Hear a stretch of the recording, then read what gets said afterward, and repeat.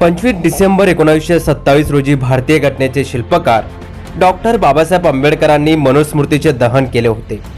या घटनेच्या स्मृतिप्रित्यर्थ दरवर्षी 25 डिसेंबरला मनुस्मृती दहन दिन म्हणून महाराष्ट्र राज्यात आणि देशात अनेक ठिकाणी मनुस्मृती जाळण्याचा कार्यक्रम आयोजित केला जातो। धुळ्यातही ऑल इंडिया पॅन्थर सेनेच्या वतीनं डॉक्टर बाबासाहेब आंबेडकर यांच्या स्मारकाजवळ मनुस्मृती दहन करून श्रीमुक्ती दिन साजरा करण्यात आला आहे। ज्या मनुस्मृती ग्रंथाने आराध्य दैवत असलेल्या छत्रपती शिवाजी महाराजांचा राज्याभिषेक नाकारला होता व महाराजांचा अवमान केला होता, अशा मनुस्मृती ग्रंथाचं दहन बाबासाहेबांनी केलं आहे। माणसाला माणूस म्हणून हीन वागणूक देणाऱ्या या ग्रंथाचे दहन करून डॉक्टर आंबेडकरांनी आपल्याला न्याय हक्क मिळवून दिला आहे। पॅन्थर सेनेच्या पदाधिकाऱ्यांनी अशी माहितीही यावेळी दिली आहे।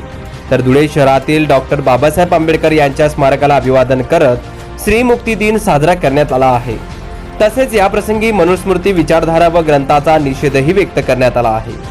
यावेळी ऑल इंडिया पॅन्थर सेनेचे जिल्हाध्यक्ष सागर मोहिते, निलेश इंदवे, अनिता सोनवणे, विशाल केदार, सुनील वानखेडे, प्रवीण शिंदे, सुनीता गोपाळ, विशाल वाघ, हर्षल राजपूत, पूजा चौहान, आकाश घोडे, हर्षल जाधव, राकेश बेडसे, गौरव आयरे, रत्नशील सोनवणे यांसह पदाधिकारी व कार्यकर्ते मोठ्या संख्येने उपस्थित होते।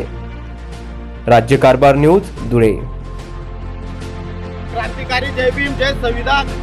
छत्रपती शिवाजी महाराजांचा ज्यांनी राज्याभिषेक नाकारला त्यासाठी महामानव डॉक्टर बाबासाहेब आंबेडकर यांनी 25 डिसेंबर 1927 ला रायगडाच्या पायथ्याशी मनुस्मृती ग्रंथाचे दहन करून भारतातल्या महिलांना, बहुजन समाजाला व छत्रपती शिवाजी महाराजांचा झालेला अपमानाचा बदला घेतला। त्या अनुषंगाने आज आम्ही ऑल इंडिया पॅन्थर सेनेच्या माध्यमातून पुन्हा एकदा मनुस्मृतीचं दहन केलेलं आहे व येणाऱ्या काळामधली मनुस्मृती म्हणजे ईव्हीएम मशीन आहे।